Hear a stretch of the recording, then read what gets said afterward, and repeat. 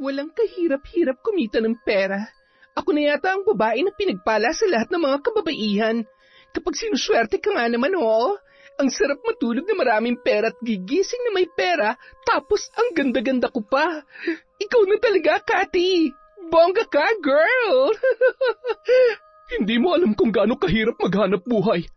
At hindi mo rin alam kung sino ang binangga mo. Ngayon matitikman mo ang balik ng karma sa kasamaang ginawa mo. Ako magpaparusa sa iyo hanggang sa magtanda ka. Mararamdaman mo ang bagsik ng aking kapangyarihan. Aray! Tulong! Tulungan niyo ako! Hindi ko na kayang sakit. Tama na! Tigilan mo na ako! Alam ko, ikaw na matanda ka may kagagawan nito. Parang awa mo na. Huwag mo naman akong pahirapan ng ganito.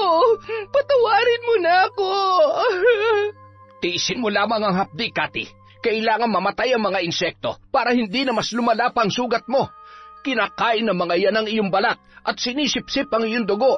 Kung hindi natin mapapatay ang mga pesteng yan, hindi maghihilom ang mga sugat sa katawan mo. Taon 2006, Cavite. Sa isang bayan sa nasabing probinsya, nakatira ang dalagang si Cathy. Kilala siya sa kanilang lugar dahil sa may angking kagandahan at kaseksihan. Kaya naman halos magkandara pa ang mga kalalakihan kapag siya ay dumaraan. Halos araw-araw may umaakyat ng ligaw sa kanila na labis naman na ikinatutuwa niya dahil sa mga dalang regalo o kaya naman ay pagkain. Kahit ni isa sa mga ito ay wala siyang magustuhan, pero hindi pa rin siya tumitigil sa pagpapaligaw dahil nang hihinayang siya sa mga binibigay ng mga yon.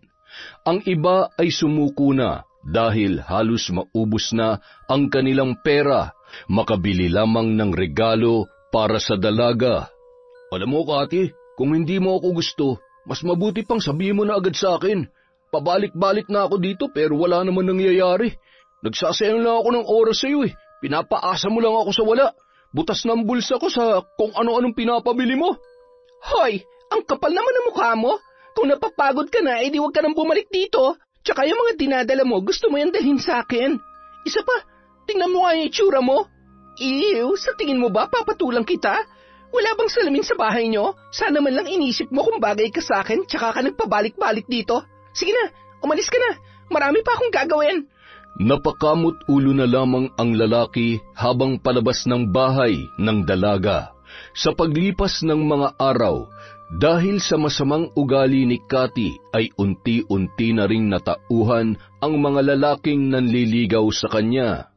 Ulilang lubos ang dalaga kaya nagpapalipat-lipat siya ng tirahan. Walang nakatatanda o kamag-anak man lamang na sumasaway sa kanyang mga ginagawa. Wala rin siyang permanenteng trabaho dahil hindi siya nagtatagal sa kanyang mga pinapasukan. Ayaw niyang napapagod at mas lalong nawawalan agad ng gana kapag napapagalitan ng kanyang mga supervisor o napagsasabihan ng kanyang mga katrabaho. Mahaba na ang 2 buwan sa kanyang mga napapasukan at magpapasya na lamang na umalis at maghahanap ng iba na mas magaan ang gawain. Sa ganda kong to, hindi bagay sa akin ang trabahong yon. Kaya hindi ako magtsatsaga sa kakarampot na sahod. Masisira lang ang ganda ko, hindi ko naman ikakayaman yon.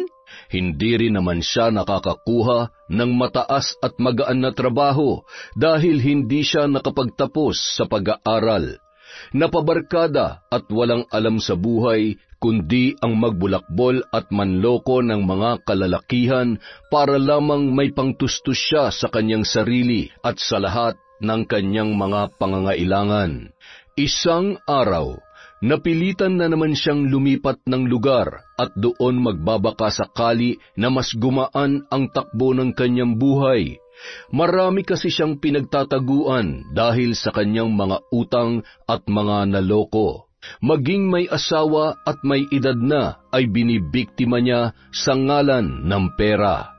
Kailangan kong maging mas maingat sa pagkakataong ito.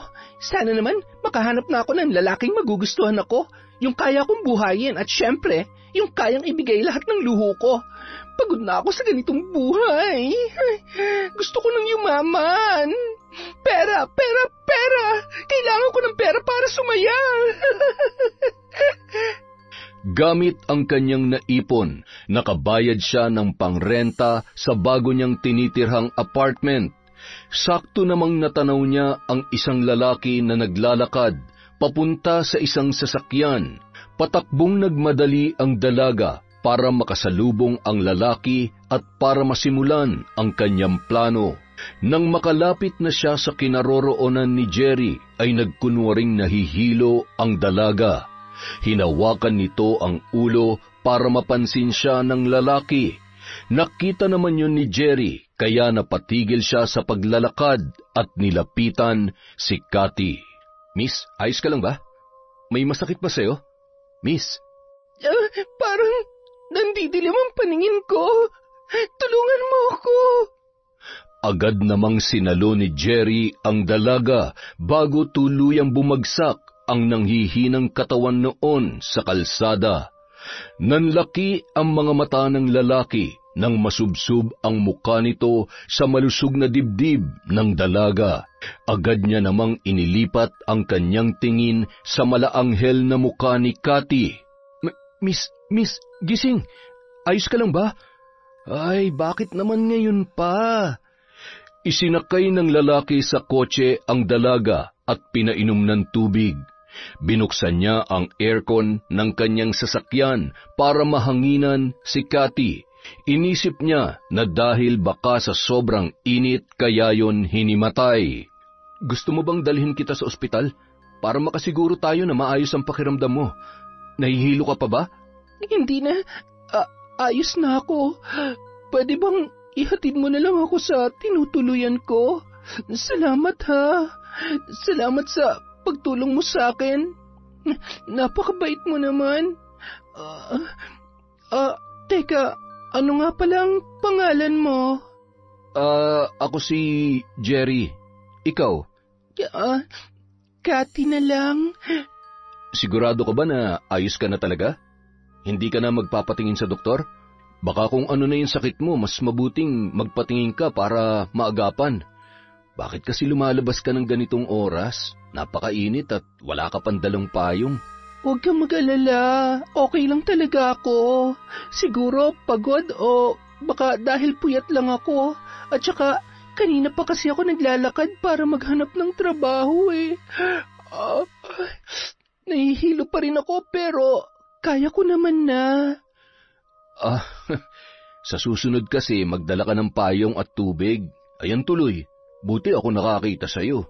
Hindi napigilan ni Jerry na mapalingon kay Cathy, lalo na sa mga maputing hita nito na sinadya ng babae na itaas ang kanyang palda at nagkukunwaring masakit yon habang hinihimas-himas. Napalunuklaway na lamang ang binata habang nagmamaneho. Nagulat ito nang hawakan ng dalaga ang kanyang hita. Maraming salamat, Jerry, ha? Kung hindi dahil sa'yo, baka nabagok na yung ulo ko kanina. At baka kung sino pang masamang loob ang nakadampot sa akin. Mabuti na lamang at ikaw ang tumulong sa akin. Ang swerte naman ng girlfriend mo o asawa mo. Bukod sa gwapo ka na, mabait ka pa. Wala nga akong girlfriend eh. Asawa pa kaya? Kapag sinuswerte ka nga naman, sakto, walang sabit. Baka ikaw na nga ang lalaking para sa akin. Char! Sa gwapo mong yan, wala kang girlfriend? Maniwala ako sa'yo. Alam mo, kung pwede lang mag-apply bilang girlfriend mo, ginawa ko na. Seryoso ako, wala talaga.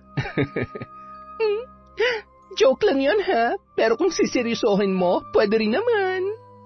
Nang makarating sila sa apartment ni Cathy, inalalayan ni Jerry na bumaba ng sasakyan ang dalaga hanggang sa makapasok sa loob. Nung magpapaalam na sana si Jerry, pinigilan siya ni Cathy. Jerry, sandali. Baka gusto mo munang uminom ng juice o kaya ng kape. Ipagtitimpla kita. Wag na, salamat na lang. Tutuloy na ako. Sige na, para naman kahit papano, masuklian ko yung pagtulong mo sa akin. Kahit man lang sa simpleng paraan, makabawi ako sa'yo. Kahit nagmamadali, napilitan si Jerry na paunlakan ang alok ng dalaga. Kumuha siya ng isang tasa at ibinuhos ang mainit na tubig. Habang hinahalo ni Cathy ang tasang may kape, palihim siyang ngumisi habang sinusulyapan ang nakaupong lalaki sa may sala. Pasimpleng pumikit sabay hinipan ang isang tasang kape na kanyang hawak. Heto na, Jerry. Masarap ako magtimpla kaya siguradong kahit mainit ang panahon ay hinding-hindi mo matatanggihang higupin ang kape ko. Habang ibinibigay ni Cathy ang tasa ng kape, tinitigan niya sa mata si Jerry na parabang may binubulong na mga salita. Isang palipad hangin kung tawagin ang kanyang ginagamit para makapambiktima. Natutunan niya yon sa kanyang namayapang ama. Ano, masarap ba? Kung gayon, pwede bang ibigay mo sa akin lahat ng pera mo sa pitaka? Biglang natulala ang binata at parang wala sa sarili na sumunod na lamang sa utos ng babae. Kinuha niya ang pitaka sa kanyang bulsa at binigyan ng malaking halaga ng pera si Cathy. Pagkatapos maisakatuparan ni Cathy ang kanyang plano ay inihatid na niya si Jerry sa sasakyan. Pinaandar yon ng lalaki at agad na umalis. Wala sa sariling nagmamaneho si Jerry. Habang nasa kalagitnaan ng daan, bigla itong napahinto at biglang nanumbalik ang kanyang ulirat. Kasabay noon ay ang pagkirot ng kanyang ulo na animoy gulong-gulo sa mga nangyari. Hindi maalala ng binata ang buong pangyayari.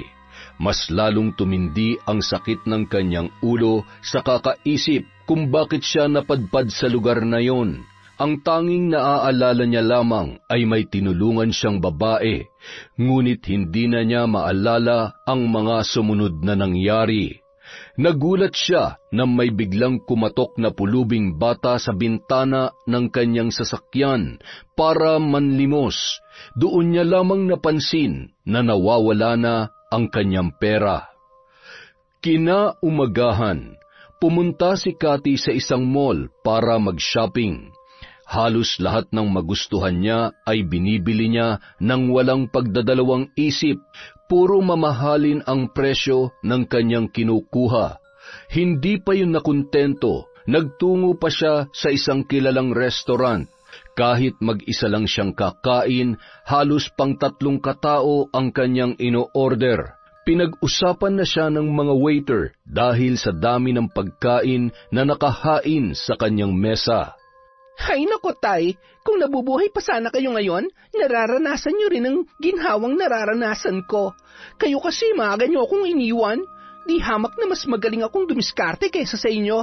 Pero hindi bale, ikakain ko na lang kayo sa bawat mamahaling restaurant na pupuntahan ko. Basta, Tay, ha? Huwag mo akong pababayaan kung nasan ka man ngayon. Ikaw nang bahala sa akin.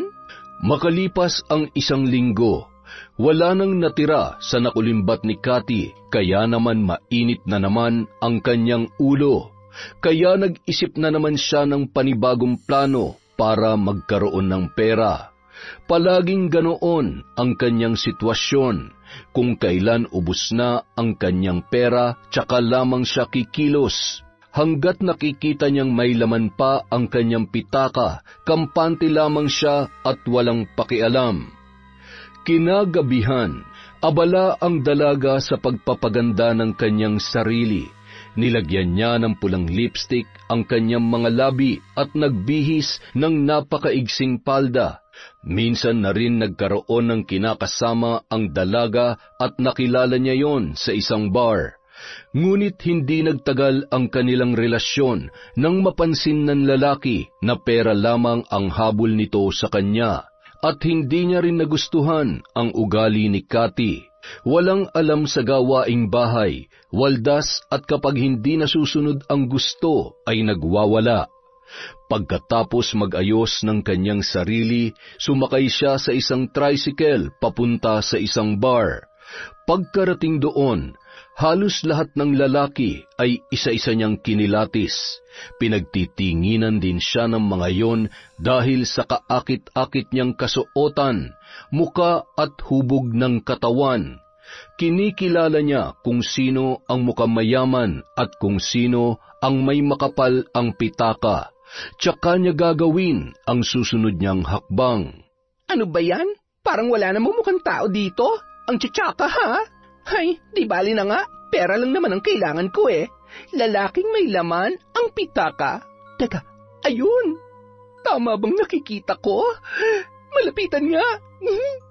Sa wakas, siguradong paldo-paldo na naman ako dito. Nilapitan agad ng dalaga si Miguel. Medyo may kaedaran na at bagong customer lamang sa bar na yon. Mukhang mabango at mayaman. Mas lalong namutawi ang ngiti sa mga labi ng dalaga nang makita niyang kinuha ng matanda ang pitaka mula sa bulsa nito para magbayad sa inorder na alak. Nang makaupo na ang lalaki, ay agad rin umupo si Cathy sa tapat na mesa kung saan nakapwesto ang matanda. Sa ganda kong ito, ewan ko lang kung makakatis ka na hindi ako lapitan. Ayan, sige, tingnan mo lang ako. Lumapit ka, dahil wala kang mapapala kung tititigan mo lang ako. At nagsimula na ngang magpapansin si Cathy kay Miguel. Hinahawi-hawi pa nito ang kanyang buhok habang umiinom ng alak at nakatitig sa lalaki. Dahil sa litaw na litaw ang kagandahan at kaseksihan ng dalaga, ay madaling napansin ng matanda ang nang-aakit na si Cathy. Pilyo siyang tinitigan ni Miguel. Maya-maya pa, lumapit na yon sa may mesang kinauupuan ng dalaga. Hi, miss. Ang ganda mo naman. Anong pangalan mo? Mukhang nag-iisa ka lang Wala ka bang kasama? Pwede bang makiupo at makisalo sa'yo? Ibang pangalan ang ginamit ni Cathy. Yon ang paraan niya para hindi siya matuntun o kaya naman ay mahanap ng mga taong binibiktima niya. Nauwi sa tawanan ang kanilang pag-uusap. Nawili ang matanda na makipagharutan sa dalaga kaya naparami ang kanyang pag-inom ng alak. Nung medyo may tama na, biglang lumapit ang isang lalaki na kasama nito na kanina pa pala sila pinagmamasdan. Malaki ang pangangatawan ng lalaking yun. Sir, mukhang lasing na po kayo. Tara na po. Baka po hinahanap na tayo ng asawa nyo. Kapag nalaman ni ma'am na nandito tayo ay siguradong pagagalitan tayo nun. Nagulat ang dalaga dahil nun niya lang napagtanto na may kasama palang bodyguard si Miguel. Nang akmang tatayo na sana ang matanda habang inaalalayan ng lalaki, biglang nag-usal ng mga salita ang dalaga. Ang daya naman, aalis ka na agad, Miguel. Ngayon pa lang tayo nagkakasiyahan. Ang aga pa kaya, mamaya ka na umuwi. Hay, mukhang takot ka lang pala sa asawa mo eh. Ako? Takot sa asawa ko? Hindi Berto, mabuti pa matulog ka na lang muna sa sasakyan kung inaantok ka na. Nakakahiya naman sa magandang binibining ito kung iiwan ko lang basta-basta. Sige na, doon ka na muna. Tatawagan na lamang kita kapag uuwi na tayo. Pero sir, lasing na po kayo. Ano ka ba? Kaya kong sarili ko. Ako ang amo mo, kaya ako masusunod. Sige na, iwan mo na kami. Huwag na huwag ka magsusumbong sa mama mo dahil malilintikan ka sa akin. Gusto mo ba mawalan ng trabaho? Ay, sige po sir. Sabi ko nga po, hihintayin ko na lamang kayo sa sasakyan Sige po, mag-enjoy po muna kayo dyan. Nagtataka ang lalaki dahil mukhang may kakaiba sa kanyang amo. Sanay kasi siya na kahit may konting tama pa lang ang matanda ay yun na mismo ang nagyayaya para umuwi. Pero nung mga sandaling yun, para bang tuwang-tuwa at nawiwili pa si Miguel na makipag-inuman sa babaeng kausap niya. Bibihira lamang makipagkwentuhan sa babae ang kanyang amo at pinagtaasan pa siya nun ng boses sa unang pagkakataon. Akala ko iiwan mo na ako. Magtatampo na sana ako eh. Gusto pa naman sana kitang makausap dahil nalulungkot ako. Sa tingin ko, Miguel, ikaw ang papawi sa lungkot na nararamdaman ko ngayon. Pwede mo ba akong samahan kahit sandali lang? Ay, masyado mo namang pinapainit ang gabi ko. Paano naman ako makakatanggi kung ganito kabango at kagandang babaeng nasa harap ko? Ilang sandali pa, pumasok na ang dalawa sa pribadong silid sa bar na yon. Nang makapasok na ang dalawa sa nasabing silid, doon na isinagawa ng dalaga ang kanyang plano. Nilimas niya ang lahat ng perang laman ng pitaka ng matanda, sabay itinapon yon sa isang sulok. Iniwan niyang nakahandusay sa mahabang upuan si Miguel dahil sa sobrang kalasingan. Nagmamadali namang lumabas ng bar ang dalaga, sabay pumara ng tricycle. Samantala, kanina pa tingin ng tingin ang bodyguard ni Miguel sa kanyang telepono at inaabangan ang tawag ng kanyang amo. Nabaling ang kanyang paningin nang makita si Cathy na sumakay sa tricycle, kaya kinabahan yun at nagmadaling lumabas ng kotse para pumasok sa loob ng bar. Sir? Miss, nasa na po yung lalaking nakaupo dito kanina? Agad namang itinuro ng GRO kung saan makikita ang matanda, kaya dali-dali nitong pinuntahan ng silid at bumungad sa kanya ang tulog na amo at humihilik pa. Nakabukas ang zipper ng pantalon at nakaangat ang damit. Boss, gising! Ano nangyari? Bakit nandito ako? Anong oras na ba? Ako pong dapat magtanong kung ba't kayo nandito. Ano po nangyari sa inyo? Ba't kayo pumasok dito sa loob? At bakit kayo iniwan ng babaeng kasama ninyo? Nagmamadali siyang umalis kanina. Ay, teka, nasan po yung relong suot nyo? Tsaka yung kwintas ninyo? Ha? Nalintikan na. Pati wallet ko nawawala rin. Naisahan ako ng babaeng yun ah. Hindi ko man lamang namalayan na. Naku, malilintikan ako nito sa misis ko. Paano nangyaring? Hindi kaya may kakaibang ginawa sa akin ng babaeng yon? Na-hypnotize ba ako? Maaari po. Baka nga po ginamitan kayo ng itim na kapangyarihan na kung tawagin sa probinsya namin ay palipad hangin. Napamura na lamang si Miguel sa sobrang inis sa sarili. Sinubukan niyang hanapin ang babae, ngunit walang nakakakilala sa pangalan na binigay nito. Kinuha niya rin ang CCTV footage ng bar, ngunit sadyang mailap ang dalaga sa kamera. Hindi maipaliwanag kung paanong hindi man lamang makilala ang mukha noon. Kaya wala nang nagawa ang matanda kundi hayaan na lamang ang nangyari. Makailang ulit pa siyang bumalik sa bar na yon at nagbaka sakali na makikita ulit ang dalaga. Gaya ng dati, nagpakasasa si Cathy sa perang nakuha niya kay Miguel. Malaki-laki rin ang natangay niyang halaga sa matanda. Humiga pa ito sa kama at pinaghahagis ang pera habang humahalakhak, matapos niyang ibenta ang relo at kwintas. Walang kahirap-hirap kumita ng pera. Ako na yata ang pinakapinagpala sa lahat ng mga kababaihan. Kapag sinuswerte ka nga naman, oo. Ang sarap matulog na maraming pera at gigising na may pera tapos ang ganda-ganda ko pa. Ikaw na talaga, Cathy. Bongga ka, girl! Makalipas ang 2 buwan, unti-unti na namang nauubos ang pera ni Cathy. Sinisingil na rin siya sa renta ng bahay. 1 buwan na siyang hindi nakakabayad. Mas inuna pa niya ang kanyang mga luho kesa bayaran ang kanyang dapat bayaran. Kapag hindi ka pa nakapagbayad sa susunod na araw, talagang palalayasin na kita. May naibibili ka nga ng kung ano-ano tapos hindi mo magawang magbayad ng renta. At isa pa, pwede ba?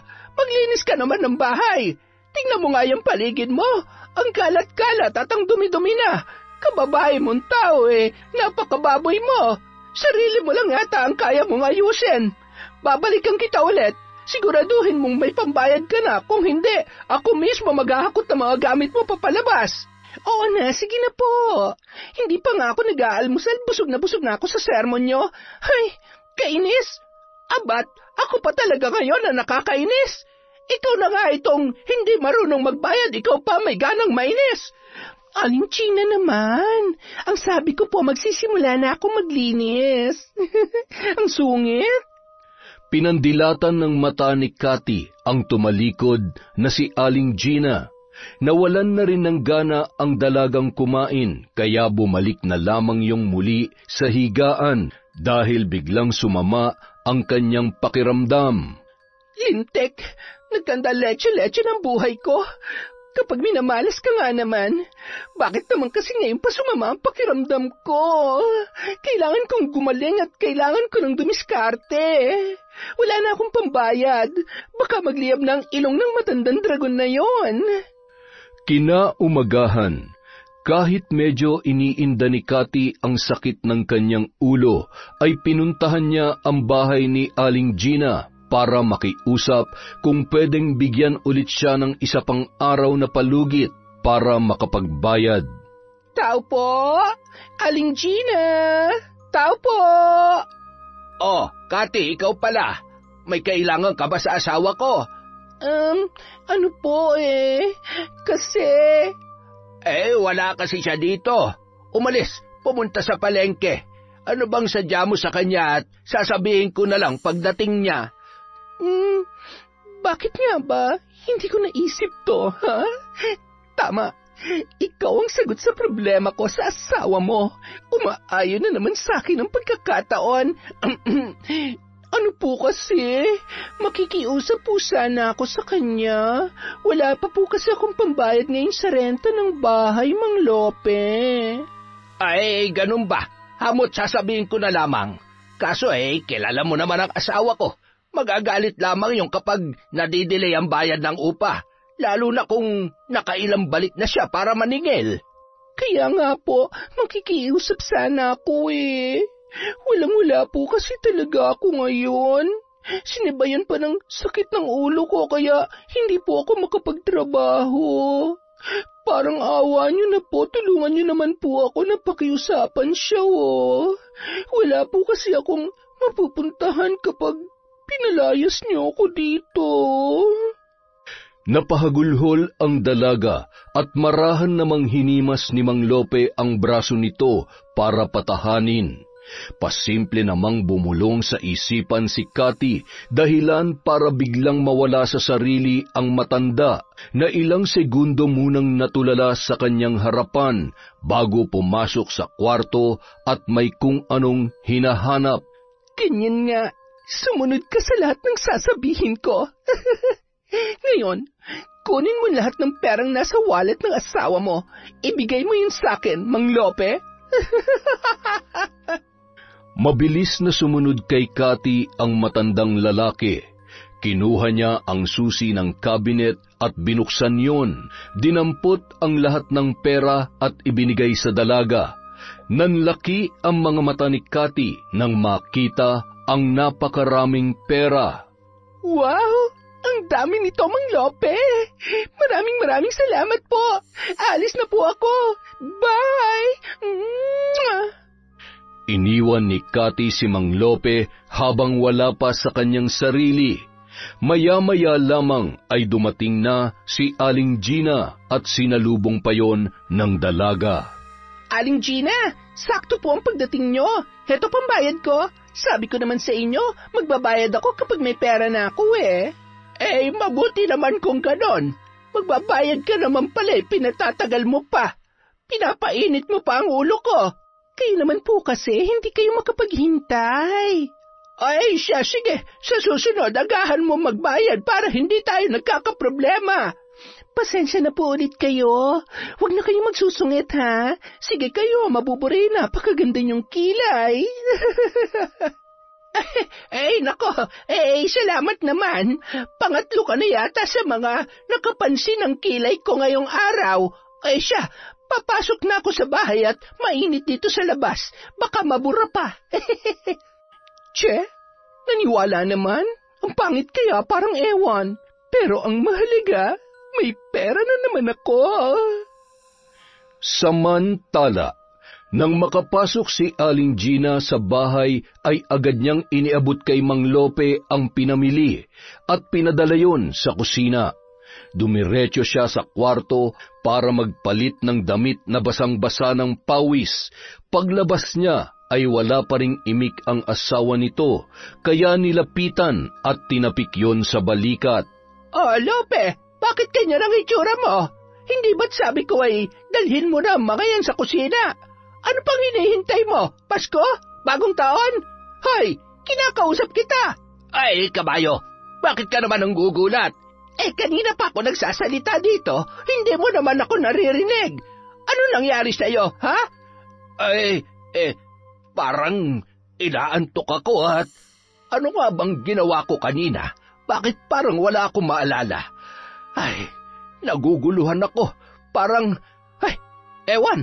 Ewan ko sa'yo. Nag-uulyanin ka na talaga. Hindi mo na alam ang mga pinaggagawa mo. Natigil ang pag-uusap na mag-asawa nang maalala ng babae na kailangan niya na palang magpasahod ng mga trabahante sa ipinagagawa nilang bagong apartment.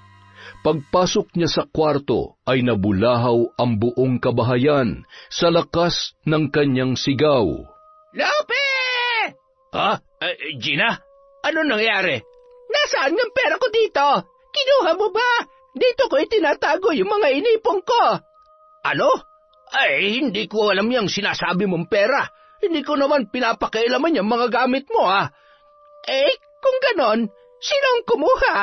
Sino naman na maglalakas loob na papasok dito sa bahay natin? Wala ka bang napansin na ibang tao na pumunta dito? Galit na galit si Aling Gina dahil wala namang ibang tao sa bahay na yon. Ayaw din namang umamin ng asawa nito na siya ang kumuha, kaya minabuti niyang tingnan ang CCTV para malaman kung sino ang kumuha ng pera. Parehong nanlaki ang kanilang mga mata nang makita ang buong pangyayari. Hay nako, nagsisinungaling ka pa. Ayan, kitang-kita na ikaw ang kumuha at ibinigay mo sa babaeng yon. May pahawak-hawak ka pa sa braso? Ano, dahil sa nilandi ka ng babae, binigay mo na yung pera ko? Walang hiya ka! Ang tanda mo na, kumakirengking ka pa at pera ko pa talaga ang ginagamit mo! Maniwala ka sa akin, Gina. Hindi ko alam na binigay ko sa kanya yung pera. Tingnan mo, parang may sinasabi siya tapos sinusunod ko naman. Hindi ko matanda ng buong nangyari, pero maniwala ka, kahit mamatay man tayo ngayon, hindi ako nagsisinungaling. Mandadamay ka pa talaga. Lintik na babaeng yon. Kaya pala ang lakas ng loob. Sa akin lang naman galing yung pinambayad niya. Makikita niya. Hindi ko ito mapapalampas.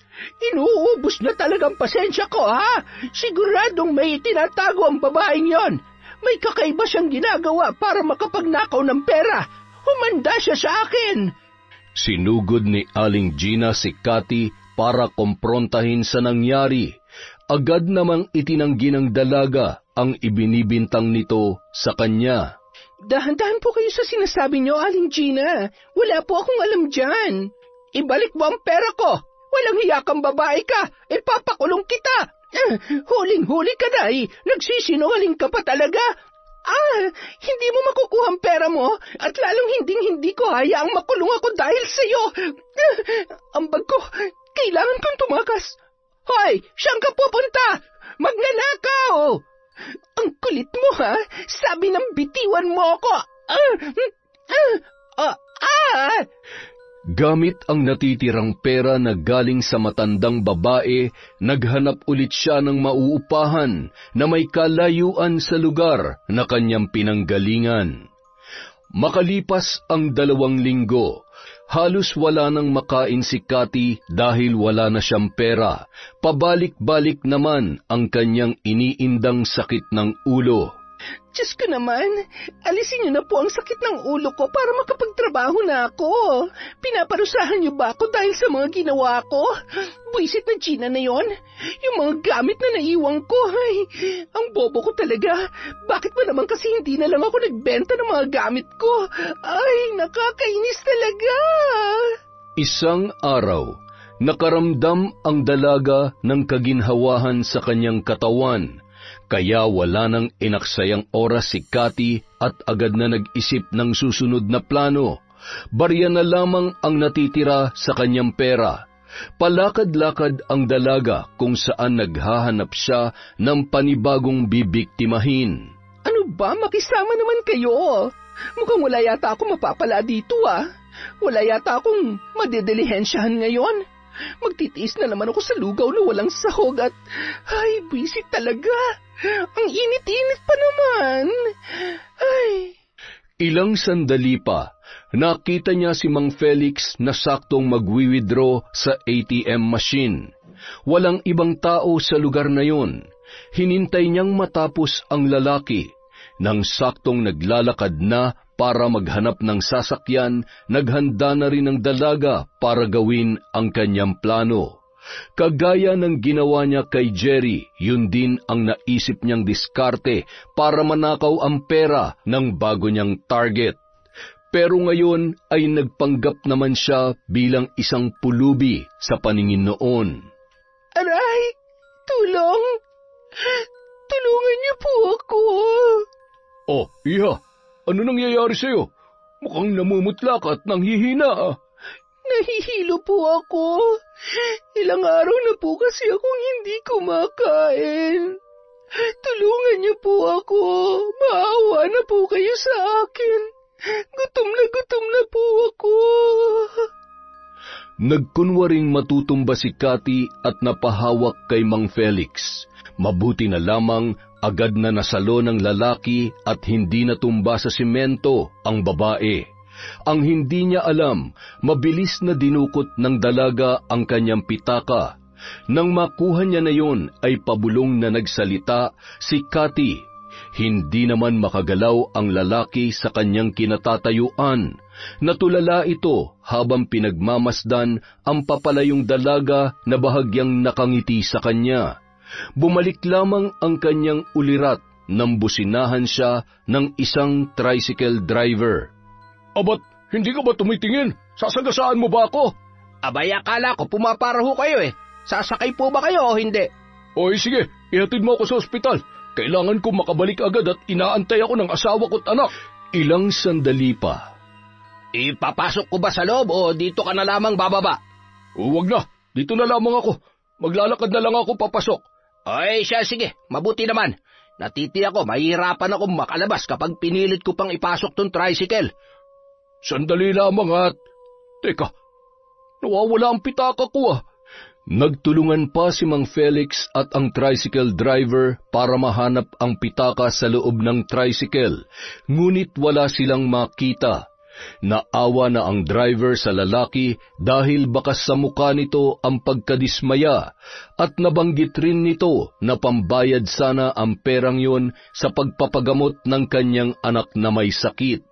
Hindi na lamang ito pinagbayad ng tricycle driver at taus-pusong nagpasalamat naman ang matandang lalaki. Pasensya ka na talaga. Naabala ko pa ang paghahanap buhay mo. Wala na talaga akong pera kahit barya. Maraming salamat ulit, ha? Ay, walang anuman ho yun. Sana gumaling na ang anak ninyo. Tsaka mag-iingat po kayo.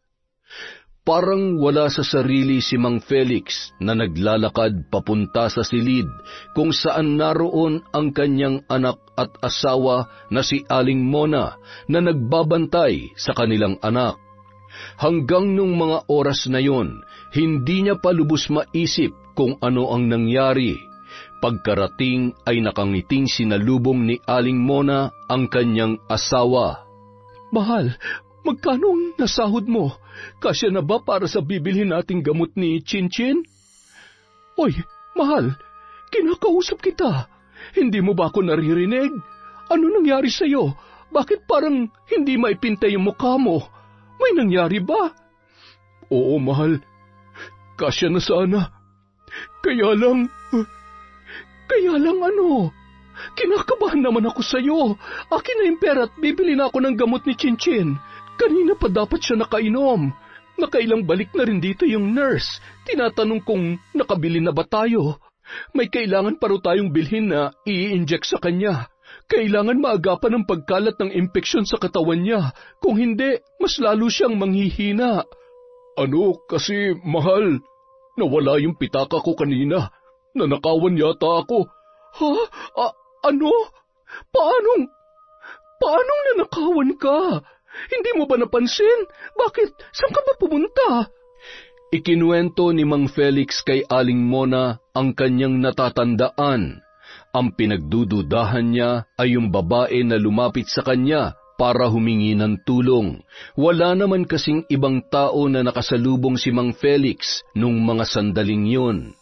Nanlumo ang mag-asawa dahil sa yun na lamang ang kanilang inaasahan na wala pa na parang bula. Nag-alala tuloy sila kung saan kukuha ng panggastos sa ospital. Halos lahat na ng kanilang kakilala ay nautangan na ng mag-asawa. Ano nang gagawin natin ngayon? Kailangan makabili tayo ng gamot ni Chinchin. Ang mamahal pa naman ang mga gamot na kailangan niyang inumin. Ay, mahal, paano ng anak natin? Saan na naman tayo kukuha ng pera? Wala ka nang sasahurin sa susunod na buwan. Halos ilang araw ka pa lamang pumapasok, may utang pa tayo sa boss mo. Kaya nakakahiya naman na mangutang na naman tayo sa kanya. Huwag ka na mag-alala, mahal. Gagawa ko ng paraan para makabili tayo ng kailangan ng anak natin. Nagpaalam saglit ang lalaki para maghanap ng pwedeng mahiraman ng pera. Kahit na nahihiya ay sinubukan niya pa rin humingi ng tulong sa kanyang boss. Ang kanyang pinagtatrabahuhan ay si Miguel. Naikwento niya sa kanyang boss ang nangyari sa perang ipambibili niya sana ng gamot ng kanyang anak. Nagulat ang lalaki sa mga sinabi ni Mang Felix. Bigla siyang napaisip na posibleng pareho ang babaeng nagnakaw ng kanyang pera at ang babaeng ikinukwento ng kanyang tauhan. Doon lamang napagtanto ng dalawang lalaki na pareho silang nabiktima ng iisang babae. Naaawa naman ang boss nito at pinahiram siya ng pera, ikakaltas na lamang sa kanyang sahod buwan-buwan. Pagkakuha ng pera ay agad na bumalik si Mang Felix sa ospital. Nadatnan niya na nag-aagaw buhay na ang kanilang anak, kaya naman napatakbo siya at nilapitan ang naglulupasay na si Aling Mona. Anak, huwag mo kaming iiwan. Lumaban ka. Felix, ang anak ko! Chinchin! Diyos ko, nakikiusap po ako. Huwag niyo namang hayaang mawala sa amin ang anak ko. Pakiusap po, iligtas niyo ang anak namin. Chinchin, huwag mong iiwan si nanay. Makalipas ang ilang oras, nanginginig pa rin sa takot si Aling Mona. Pinapakalma pa rin yon ni Mang Felix na noon ay labis pa rin ang pag-aalala.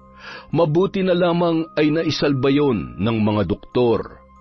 Akala ko mawawala ng anak natin. Kung may nangyaring masama sa kanya, Felix, hindi ko kakayanin. Mamamatay ako kapag nawala ang anak ko. Tahan na, patawarin mo ako sa nangyari. Kung naging maingat lamang ako, siguro'y hindi aabot sa puntong ganito. Hindi mo kasalanan na nangyari. Kung meron man dapat managot, walang iba kundi ang walang pusong nagnakaw ng pera mo. Napakasama niya. Samantala, pumunta ako sa presinto para i-report ang nangyari. Akalain mo, pati pala si Sir Miguel na biktima din ng babaeng yun. Kailangan niya managot sa batas. Hindi marunong lumaban ng patas ang walang yang babae na yun. Sige, mahal. Tama yung gagawin mo. Sana makasuhan ng babaeng yun at sana makulong siya habang buhay at pagbayaran ng mga kasalanan niya. Oo, mahal. Sige, aalis na muna ako, ha? Mag-iingat ka. Balitaan mo ako agad sa lakad mo, ha? Hindi na nag-aksaya pa ng panahon si Mang Felix at agad na nagtungo sa pulisya para humingi ng tulong. Pinasalaysay sa kanya ang buong pangyayari at ipinalarawan ang itsura ng muka ng babae. Ayon sa paglalarawan ng lalaki, lumalabas sa investigasyon na iisang babae ang tinutukoy ng mga taong nagrereklamo sa kanila at doon niya rin napag-alaman na iba-iba pang pangalan ang ginagamit nito. Halos pare-pareho ang modus ng dalaga sa bawat binibiktima, kaya mahirap matunton ang kanyang kinaroroonan. Nangako ang mga pulis na kapag nakakuha sila ng impormasyon ay ipagbibigay alam nila agad sa lalaki. Maraming salamat po. Sana mahanap na at mapanagot ng babaeng yan para matigil na sa masamang gawain. Baka marami pa yung mga biktima. Nang makabalik sa ospital si Mang Felix, ibinalita niya kay Aling Mona ang kanyang natuklasan tungkol sa dalagang nambiktima sa kanya. Dahil sa may kaalaman ang ginang tungkol sa itim na kapangyarihan, napagtanto niya na ginagamitan ng palipadhangin ang mga biktima ng dalaga para makapagnakaw. Kaya pala ang lakas ng loob ng babaeng yan na magnakaw. Kung hindi ako nagkakamali, tama ang naiisip ko. Dapat sa kanya, mahal. Alam ko kung anong pumapasok dyan sa utak mo. Huwag mong gagawin yan. Sinasabi ko sa iyo. Ilang beses na natin niyang pinagtalunan. Kailangan maturuan ng leksyon ng babaeng yon. Kailangan putulin ang kanyang kasamaan. Hindi ako papayag na marami pa siya mabiktima. Humanda kang babae ka. Pagbabayaran mo lahat ng kasalanan mo. Dapat sa mga katulad mo, parusahan para magtino. Nangilabot si Mang Felix sa mga tinuran ni Aling Mona. Ramdam niya ang galit sa puso ng kanyang asawa. Ayaw na ayaw pa naman nito ng taong nanlalamang sa kapwa. Ang karunungan ni Aling Mona ay minana pa niya sa kanyang yumaong ina. Mula nang magkaanak sila ni Mang Felix ay sinubukan niya yung itigil. Sa pagkakataong yon ay mukhang desidido na siya na parusahan ang dalagang si Cathy gamit ang barang. Mahal, ikaw na muna magbantay sa anak natin. Uuwi muna ako. May kailangan akong gawin. Hindi ka na ba talaga magpapapigil sa gagawin mo? Alam mong kasalanan sa Diyos ang binabalak mo. Huwag mong ilagay sa mga kamay mo ang pagpaparusa sa taong yun. Ipaubaya mo na lamang yan sa batas. Kung aantayin pa natin ang mga pulis, natitiyak ko na marami pang mabibiktima ang babaeng yun. Kaya habang maaga pa, tatapusin ko ng kasamaan niya. Siguro naman mapapatawad ako ng Panginoon sa aking gagawin. Muntik na malagay sa peligro ang buhay ng anak natin dahil sa babaeng yun. Kung may nangyari kay Chinchin, hindi ako magdadalawang isip na tapusin siya. Pagkarating ni Aling Mona sa kanilang bahay, dumiretso agad siya sa kwarto at sa ilalim ng kanilang kama. Doon nakalagay ang kahon kung saan nakasilid ang kanyang mga kagamitan sa pambabarang. Hindi mo alam kung gaano kahirap kumita at hindi mo rin alam kung sino ang binangga mo. Ngayon matitikman mo ang balik ng karma sa kasamaang ginawa mo. Ako ang magpaparusa sa iyo hanggang sa magtanda ka. Mararamdaman mo ngayon ang bagsik ng aking kapangyarihan. Kinuha ni Aling Mona ang malaking itim na kandila sabay sinindihan. Mula sa kanyang bulsa, dinukot niya ang nakatiklop na papel na may guhit ng muka ng babaeng pinagbibintangan nila na magnanakaw. Binigyan ng kopya ng mga pulis ang kanyang asawa sa pagkakakilanlan ng babae, kaya yun ang gagamitin ng ginang sa pagsasagawa ng barang. Pagkatapos ilagay ang papel sa pulang tela, ay nag-usal siya ng orasyon. Habang binibigkas ng ginang ang dasal, ay dahan-dahan niyang pinapatakan ng kandila ang muka ng babaeng nasa larawan. Nang halos matakpan na ng patak ng kandila ang muka ng babae, tinusok niya rin yun ng luma at mahabang karayom. Ngayon, mararamdaman mo ang init ng bawat patak ng kandila. Mag-aapoy ang buo mong katawan na ani mo'y sinisilaban. mahapdi at parang pinapaso na nagbabagang bakal. Mararamdaman mo rin ang talim na parang tumutusok na mga karayom sa iyong katawan. Damhin mo ang parusang balik sa iyong kasamaan. Sige, humiyaw ka sa sobrang sakit. Samantala, biglang nakaramdam si Cathy ng kakaiba sa kanyang katawan. Hey, ano ba to? Mukhang may gustong pumasok na itim na kapangyarihan sa katawan ko Pwes, kung sino ka man, hindi ka magtatagumpay. Hanggat suot ko ang kwintas na ito, walang makakapanakit sa akin. Kaya akong protektahan ito kahit gaano pa kalakas ang kapangyarihan mo. Ipinakulam na kaya ako ng ginang na yon? Aba, nakinabang naman siya sa dami ng mamahaling gamit na naiwan ko sa apartment niya. Buisit siya. Namana pa ni Cathy ang kwintas na yon sa kanyang yumaong ama. Kilala yon bilang isang mahusay na albularyo. Sa kabilang banda, naramdaman ni Aling Mona na mukhang hindi gaanong tumatalab ang kanyang ginagawang pambabarang sa dalaga.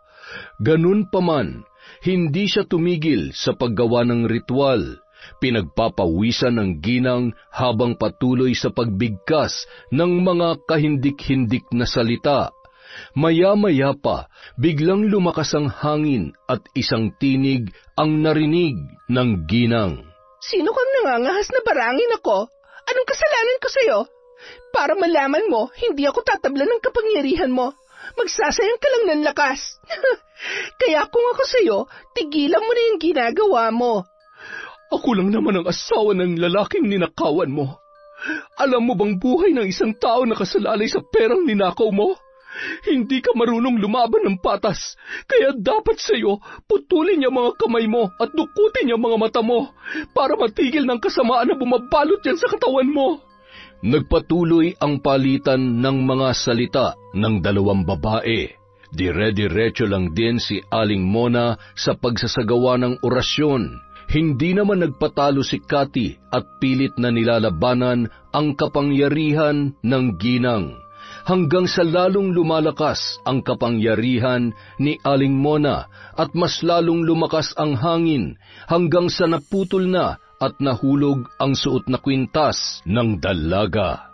Tumilapon ang babae at tumama sa pader ng bahay na kanyang inuupahan. Aray! Walang hiya ka, matanda ka! Humanda ka! Babalikan kita! Hindi mo ako matatalo!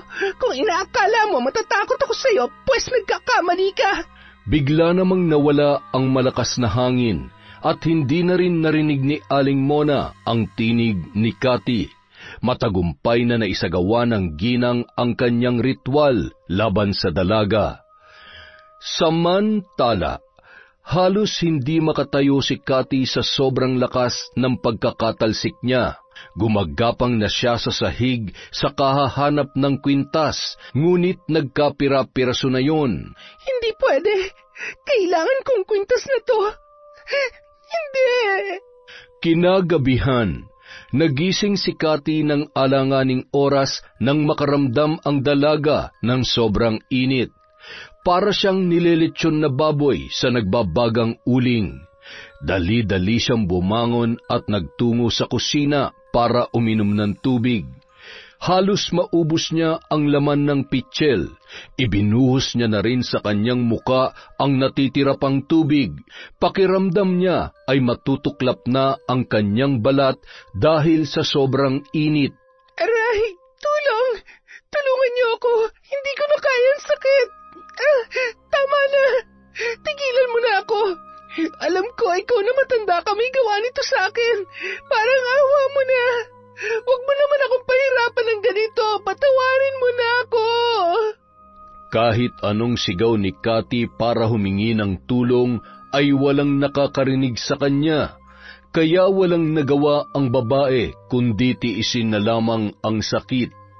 Halos wala na siyang saplot sa katawan nang pagtatanggalin niya ang suot niyang damit. Kahit na nakatapat na siya sa bentilador ay wala pa rin yung epekto. Nahirapan na rin siyang huminga at muntikan ng himatayin.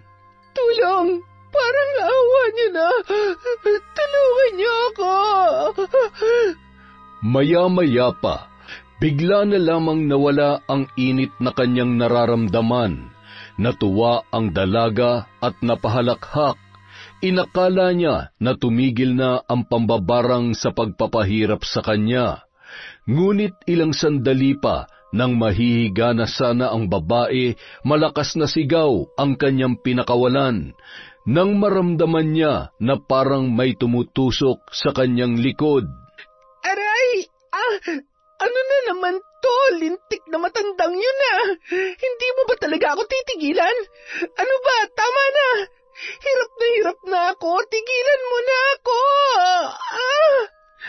Mas lalong tumindi ang sakit na nararanasan ni Cathy. Hindi na ito mapakali at napapalundag na rin ang dalaga sa sobrang sakit, hanggang sa tuluyan na siyang nawalan ng malay. Kinaumagahan, nagising na lamang ang dalaga na nakahandusay sa sahig. Masakit ang ulo at nanlaki ang kanyang mga mata nang makita niya na puno ng sugat ang kanyang buong katawan. Parang hiniwa ng isang matalim na bagay at sa loob noon ay may mga insekto. Pinagmasdan ng dalaga at nandiri siya dahil gumagalaw-galaw pa ang mga yon. Nagpupumalahaw siya sa iyak at hindi makapaniwala sa nangyayari sa kanya. Samantala, sana naman ay magtanda ka ng babae ka. Kulang pa yan sa mga nagawa mong kasalanan. Pasalamat ka't kahit papano ay mabait ako. Dahil kung hindi, baka tinapos ko na ang buhay mo. Pero dahil hindi naman ako kasing sama ng iniisip mo, hindi kita papatayin. Gusto ko lang matuto ka at itama ang mga bagay na kahit alam mong mali ay ginagawa mo pa rin. Pero hindi pa rin dyan matatapos ang pagpapahirap ko sa iyo.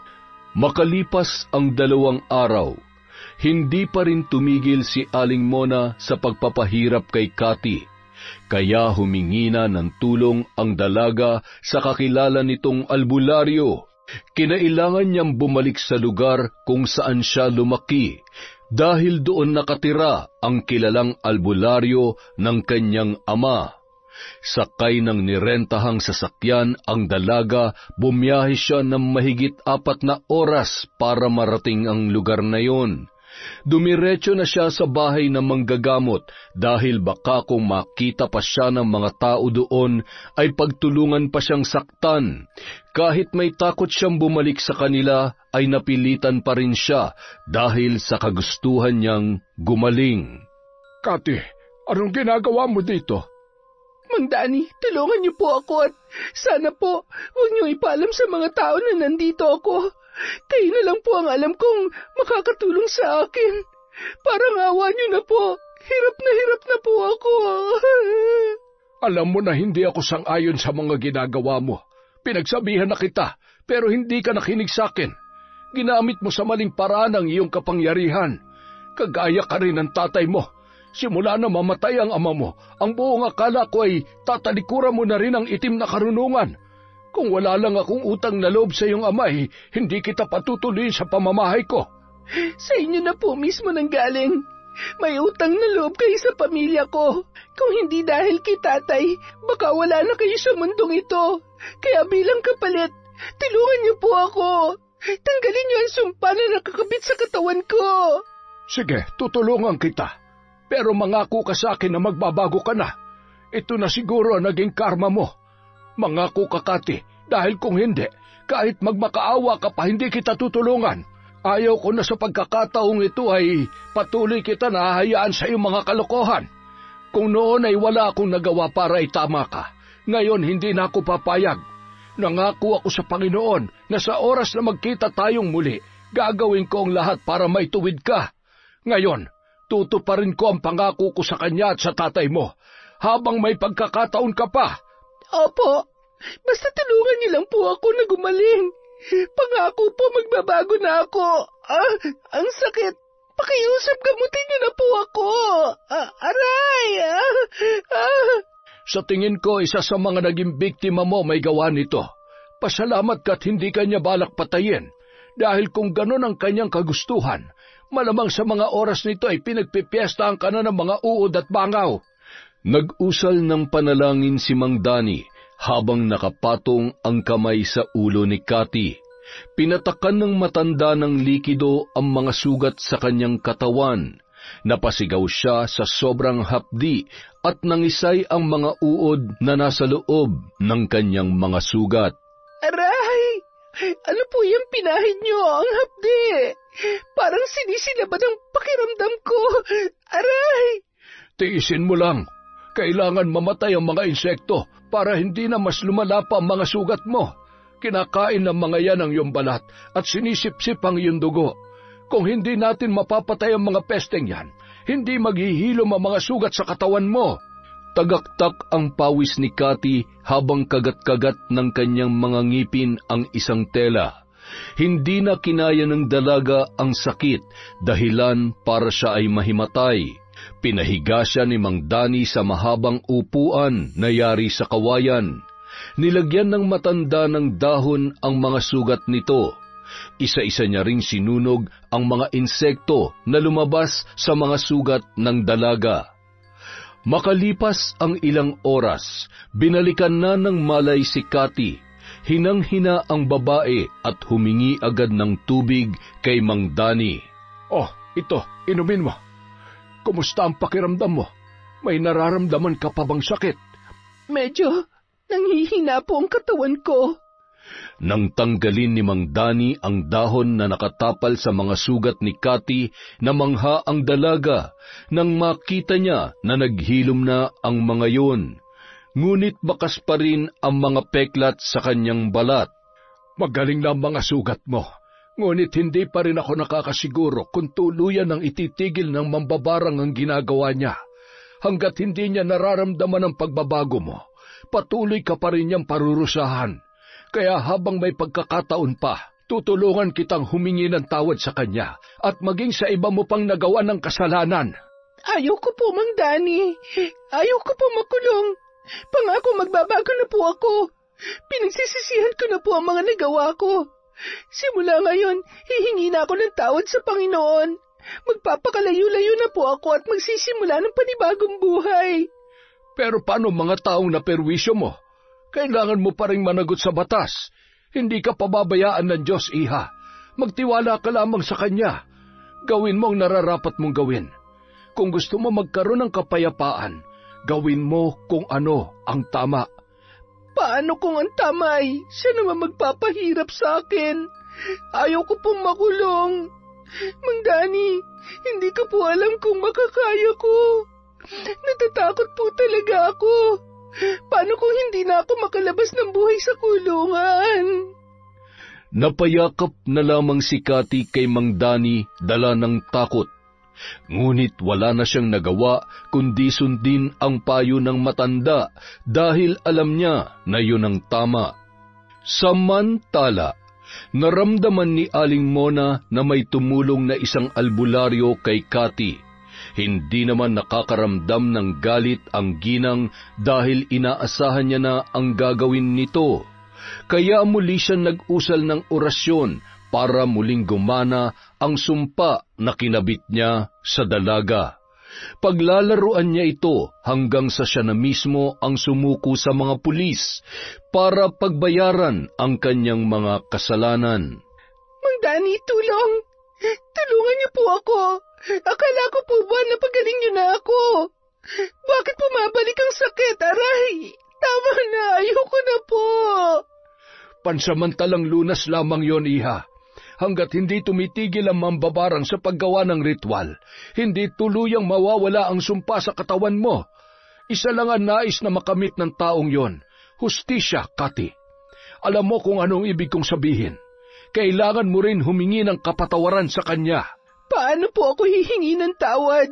Hindi ko po siya kilala at hindi ko alam kung saan siya matatagpuan. Ayaw ko po talaga, Mang Dani. Hindi ko kakayanin ang buhay sa kulungan. Hindi tumigil si Mang Dani sa pagpapalakas ng loob ni Cathy. Laking pasasalamat naman ng dalaga sa matanda dahil ito na lamang ang taong pwede niyang lapitan at hingan ng tulong nung mga oras na yon. Matapos niyang gamutin ulit, hinayaan muna niyang mapag-isa ang dalaga para makapagpahinga at para na rin makapag-isip. Ilang oras ding naguguluhan ng dalaga hanggang sa hindi na nito namalayan na nakatulog na pala siya. Nang magising yon, ay muli siyang kinausap ni Mang Dani ng masinsinan. Maayos na ba ulit ang pakiramdam mo? Ano, nakapagdesisyon ka na ba? Opo, Mang Dani. Buo na po ang loob ko. Susuko na po ako sa otoridad. Tama po kayo. Kailangan kong pagbayaran ng mga naging kasalanan ko. Pero bago po muna ako pumunta sa presinto, pwede po bang samahan niyo ako sa puntod ni Itay? Gusto ko po muna siyang dalawin bago ako pumasok ng kulungan. Mabuti naman kung ganon. Sige, sasamahan kita. Huwag ka mag-alala, dadalawin kita palagi sa kulungan. Andito lamang ako, hindi kita pababayaan. Manalig ka lamang sa nasa itaas at hindi ka magtatagal sa loob. Magpakabait ka doon. Agad na nagtungo sina Mang Dani at Cathy sa sementeryo kung saan nakalibing ang kanyang ama. Hindi napigilan ni Cathy na pumatak ang kanyang mga luha. Naawa si Mang Dani habang pinagmamasdan ang dalaga.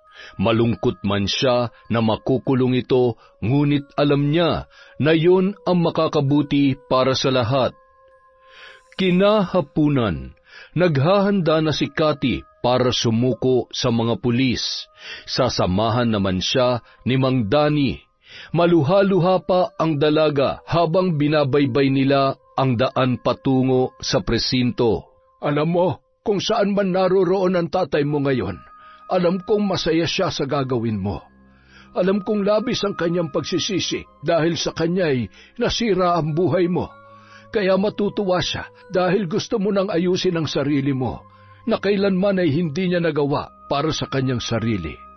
Nang makarating sila sa presinto, ay agad na pinusasan si Cathy ng mga pulis. Kinunan ng litrato at kinuha na rin ang kanyang fingerprints. Pagkatapos noon ay ipinasok na ang dalaga sa selda. Humagulhol yun habang nagpapaalam ang matanda. Matatag ka, Cathy. Alam kong malalampasan mo ang lahat ng ito. Samantala, nung araw ding yon ay lalabas na ng ospital ang anak ni Mang Felix at Aling Mona.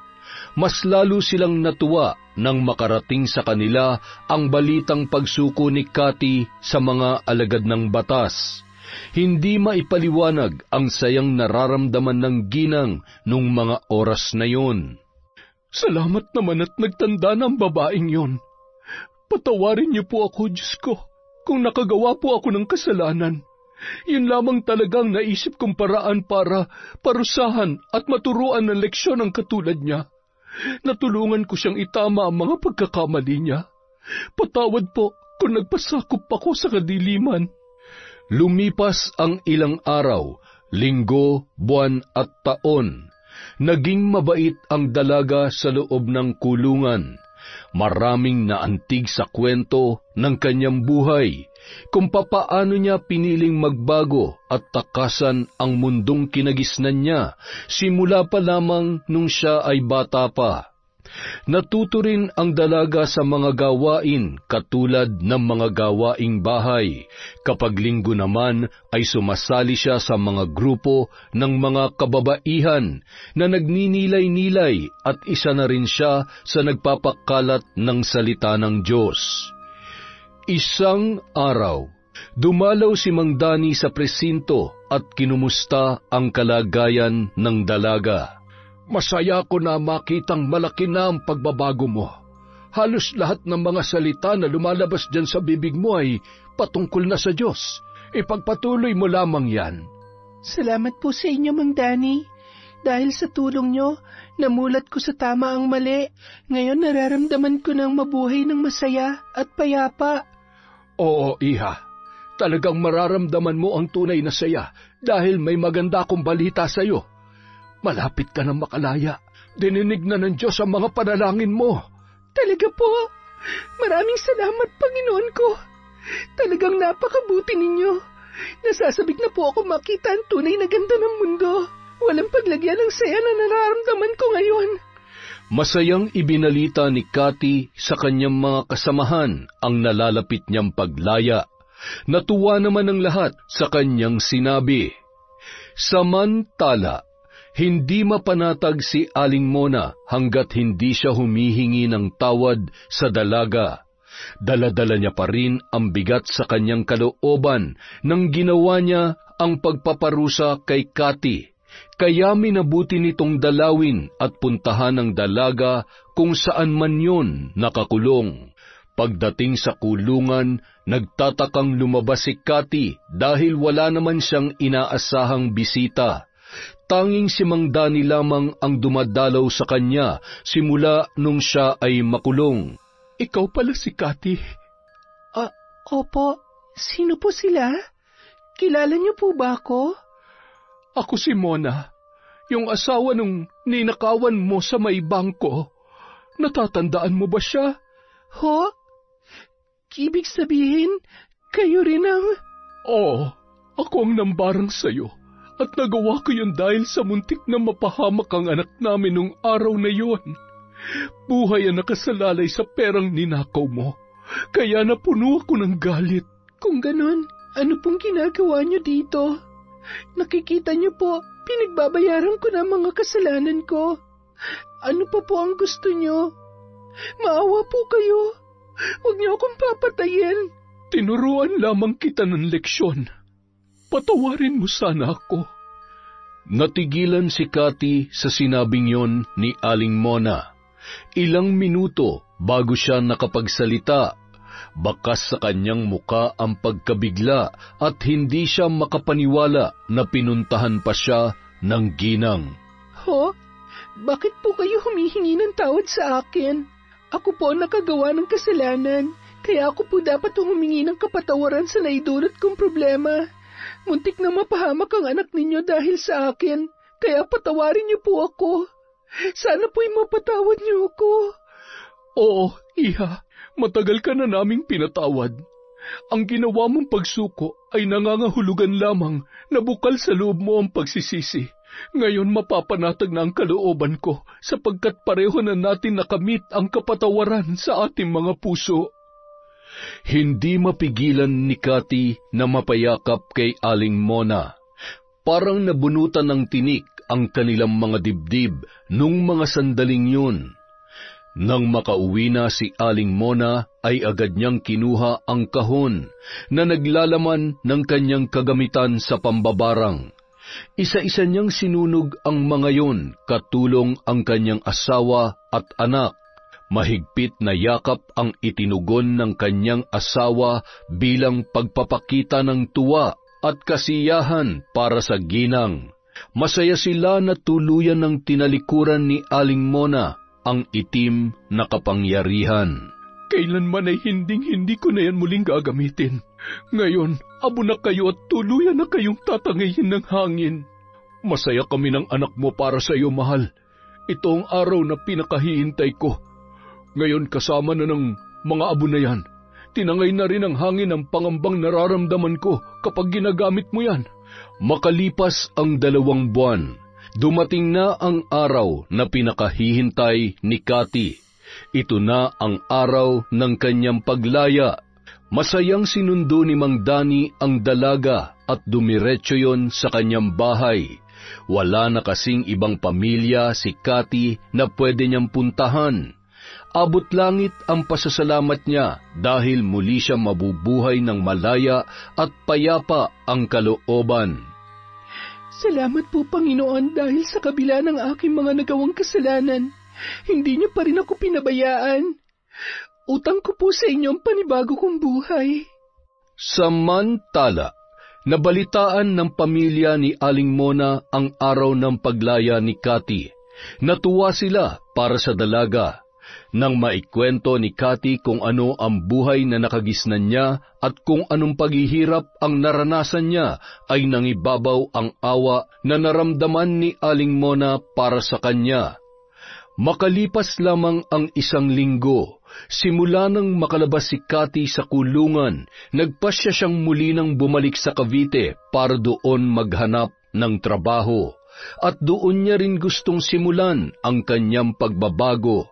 Sa awa ng Diyos, sa kabila ng kanyang mga karanasan sa buhay, maswerteng natanggap ang dalaga bilang tindera sa isang food court sa isang mall sa nasabing lugar. Kahit na umuuwing pagod at puyat ang dalaga, ay naging masaya pa rin ito, lalo na matanggap niya ang unang sahod na mula sa kanyang pinagpaguran. Ganito palang kumikita ng pera sa marangal na paraan, kahit na mahirap pero masaya pala. Hindi ko man mabili lahat ng luho ko, nagpapasalamat pa rin ako dahil malaya ako nabubuhay dito sa mundo, malayo sa dating ako at walang inaapakang tao. Isang araw, habang naglalakad si Cathy papunta sa sakayan pauwi sa kanyang inuupahan na bahay, aksidenteng nakabangga niya ang isang pamilyar na lalaki. Teka, mukhang pamilyar ang mukha mo ah. Tama, ikaw nga. Sinadya mong mabangga ako, no? Para ano, kapag tinulungan kita, nanakawan mo na naman ako? Pwes kung inaakala mo na magagawa mo ulit yun sa akin, nagkakamali ka. Bistado ko na yung style mo. Maganda ka pa naman, pero kawatan ka pala. Jerry? Hindi ko talaga sinasadya. Aray, tulungan mo naman ako. Hoy, ang sakit. Napaka-judgmental naman. Hindi ba pwede nagbago na ako? Wala nang pakialam si Jerry kahit nagmakaawa pa si Cathy.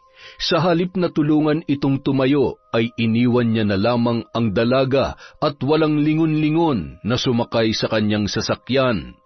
Habang dahan-dahang tumatayo si Cathy at paika-ikang naglakad.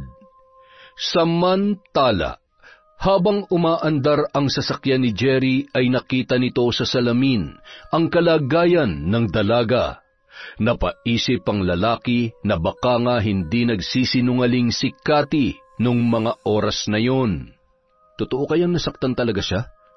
Ano ka ba, Jerry? Maniniwala ka na naman ba sa palabas ng babaeng yan? Buisit, napakahusay talagang magpanggap. Minsan mo na ako naloko kaya tantanan mo ko at baka makalimutan kong babae ka. Hindi porket maganda ka, madadaan mo ako sa paawa-awa mo. Ay, tumigil ka nga sa karupukan mo, Jerry. Hayaan mo na siya. Yun ang mga salitang sinasabi ng utak ng binata. Ngunit may puwang sa kanyang puso ng pagkaawa kay Cathy. Sinisigaw nito na tulungan ang dalaga. Malalim na buntong hininga ang pinakawalan niya, sabay pinaatras ang sasakyan para balikan si Cathy. Oh, bakit bumalik ka? Kala ko ba hindi mo na ako tutulungan? Sige na, wag na. Kaya ko na to. Hindi naman kita masisisi kung hanggang ngayon galit ka pa rin sa akin. Kasalanan ko naman talaga. Naiintindihan kita kaya sige na. Kaya kong sarili ko. Huwag ka na nga mag-inarte dyan. Halika na. Sumakay ka na. Ihahatid na kita sa bahay mo. Nang makasakay si Cathy sa kotse ni Jerry, walang imikan ang dalawa. Pareho silang nakikiramdam sa isa't isa. Hanggang sa binasag ni Cathy ang katahimikan sa loob ng kotse. Patawarin mo sana ako sa kasalanang nagawa ko sa iyo. Pinagbayaran ko ng lahat ng iyon sa kulungan. Salamat din at sa kabila ng nagawa ko sa iyo, mas pinili mo pa rin na tulungan ako. Sana mapatawad mo na ako. Pinagsisihan ko ng lahat ng iyon. Sinisikap ko na ngayon na magbagong buhay. Ewan ko ba? Hindi ko rin maintindihan ang sarili ko. Bakit ba hindi ko magawang magalit sa'yo? Siguro may dahilan ng Diyos kung bakit nag-krus muli ang landas natin, no? Sa dami na makakasalubong at makikita ko ngayong araw, ikaw pa talaga. Ay, siguro nga, gumawa ng paraan ng Diyos para makahingi ako ng kapatawaran sa mga nagawa kong kasalanan. Masaya ako sa muli nating pagkikita at hindi na ako kasing sama nung dati. Pero may dahilan kaya nagawa kong mga bagay na yon na hanggang ngayon labis kong pinagsisisihan dahil maling-mali. Hindi ko dapat ginawa yon pero wala na eh. Hindi ko na maibabalik ang panahon. Dito na lamang ako. Salamat sa paghatid ah. Inalalayan ng binata na makababa ng sasakyan si Cathy. Sabay sabing, sana hindi pa ito ang huling pagkikita natin. Gusto kitang makilala ng lubos. At para malaman mo, pinatawad na kita. Matagal ko nang kinalimutan yon, pero syempre, naiinis pa rin talaga ako sa ginawa mo. Ay, sige na, mag-ingat ka ha. Pagkatapos noon ay pinaandar niya na ang sasakyan. Nakangiti sabay kinindatan pa nito si Cathy habang unti-unting sumasara ang bintana ng kotse.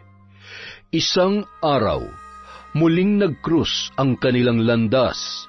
Sinadyang abangan ng lalaki ang dalaga kung saan siya madalas dumaraan. Mula nang muli silang magkita ay hindi na nawala sa isip niya si Cathy. Oh, ikaw na naman? Bakit parang ang liit ng mundo natin? Alam mo, Cathy, gusto talaga kitang makita. At sa wakas, natsyempohan din kita rito. Pinagtataguan mo yata ako eh. Ha? Bakit? Hindi kita maintindihan. May kailangan ka ba sa akin? May kasalanan na naman ba ako? Wala akong kinuha sa sasakyan mo ha. At saka... Pwede ba kitang hiyaing lumabas? Ang boring kayang mag-isa. Baka naman gusto mo akong samahan. Para naman makabawi ka sa akin. Sabihin na natin na gusto talaga kitang makilala, makasama, at basta. Ano? Okay lang ba sa'yo? Ano? Nagbibiro ka ba? Ako? Bakit ako? Baka nabibigla ka lang o kaya baka naaawa ka lang sa akin. Hindi ako ang babaeng nararapat sa'yo, Jerry. Alam mo naman kung anong klaseng tao ko, kung anong pinagmulan ko. Magkaiba tayo ng mundo. Marami ka pang makikilalang babae dyan. At saka, wag mo nga akong tinitingnan ng ganyan. Malapit na akong matunaw at baka mamaya kiligin pa ako sa'yo. Siguro gusto mo lang akong gantihan sa ginawa ko, no? May pinaplano ka bang masama sa akin? Hoy, wag kang ganyan. Ano? Tumingin ka nga sa akin. Dito. Hoy, sa mata ko. Yan. Mukha ba ako masamang tao? Ha? Sa gwapo kong to, sa tingin mo magagawa kong... Huwag mo akong dinadaan-daan sa ganyan, ha? Para kang ewan. Kapag ako nainis, papatulan talaga kita. Tara na, libre mo ako. Wala pa akong sahod. Yon! Walang problema. Cathy, seryoso. Kapag niligawan ba kita, papayag ka ba? Jerry, kapag sinuntok ba kita para magising ka sa katotohanan, aaray ka? Ang dami mong sinasabi. Tsaka na natin pag-usapan yan. Baka mamaya, pagkatapos natin kumain, magbagong isip mo. Alam mo na, baka gutom lang yan. Oh, teka nga, nilalagnat ka ba? Basta, akala mo titigilan kita? Mula ngayon, kung kinakailangan kitang kulitin, oras-oras man yan, hanggang sa mahulog ka sa akin at maging tayo gagawin ko. Ang totoo, di ko alam kung bakit kahit nagalit ako sa ginawa mo sa akin, hindi talaga kita makalimutan eh. Matagal-tagal na rin yun, pero hanggang panaginip, dinadalaw mo pa rin ako eh. Anong akala mo sa akin? Multo? Mumultuhin talaga ako ng katotohanan kapag hindi naging tayo. Simula noon, palagi nang lumalabas ang dalawa at matyagang niligawan ni Jerry si Cathy, hanggang sa makamit nito ang matamis na oo ng dalaga. Malaki na ang pinagbago ni Cathy, malayong malayo na sa unang pagkakakilala sa kanya ng lalaki. Sa kabila ng pagtatapat ng dalaga sa naging pagkatao at nakaraan niya, ay hindi yon naging hadlang para mahalin siya ni Jerry. Sa halip ay mas lalo itong humanga at napabilib sa katapangan ng dalaga. Matapos ang 2 taon bilang magkasintahan, nagpasya na rin silang magpakasal at bumuo ng sariling pamilya. Isang araw. Ay, ano ba naman tong tiyan ko? Kung ano-ano nang binibili ko sa iyong pagkain, sinusuka mo naman. Ano ba talagang gusto mo? Magagalit ka sa akin eh. Ano ba kasi yun? Gusto ko ng pinya. Yung pinya sa likod ng kapitbahay natin, hinog na. Sige na, samahan mo na kasi ako. Ano? Pambihira naman, mahal. Ano naman yung trip mo? O siya, mamayang gabi, gagawa natin ng paraan. Palihim na lamang na kinausap ni Jerry ang may-ari ng pinya para mapagbigyan ang hilig ng naglilihi niyang asawa. Yon! Isa na namang magandang kwento mula sa Kwentong Enteng. Dahil po dyan, meron po ulit tayong shout out. Hello po kay Nelly Española. Shout out kay Aprilin Asuncion, kay Sally Roldan, kay Carlita Nocerale. Hello po kay Elizabeth Sumalinog, kay Corazon Clemente. Hello po kay Manny Maniego, kay Brita Lane Pelico, kay Prince Jose, Lumagbas Nancy, Rose Cose, Renante Siena, kay Trio Cavibes, kay Catalea Soto. Hello po kay Jomar Tabacon, kay Celestina Siguya, kay Elizabeth Dungka, kay Febe Ranyada. Hello po kay Jeneline Mix Vlog. Hello po rin kay Princess Marleyphil Davido. Hi kay Ryan Alba, Mama Loretta, John Peter from Elidia Bobes. Hello po kay Pasiano Guerrero. Hi kay Barner Bucky, kay Idol Ashtin of Liga.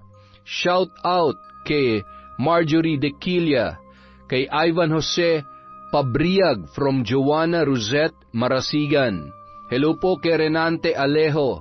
Shout out kay Belen Malbas, kay Mariam Duca, kay Mira. Hello kay Hana Maylin Sesgundo, kay Gay Somodio. Hello po kay Mel Santarita, kay Irma Umali, kay Crijel Mamado, kay Arlene Torquiza. Hi kay I Love Traveled, kay Honey Austria, kay Emily Yumi.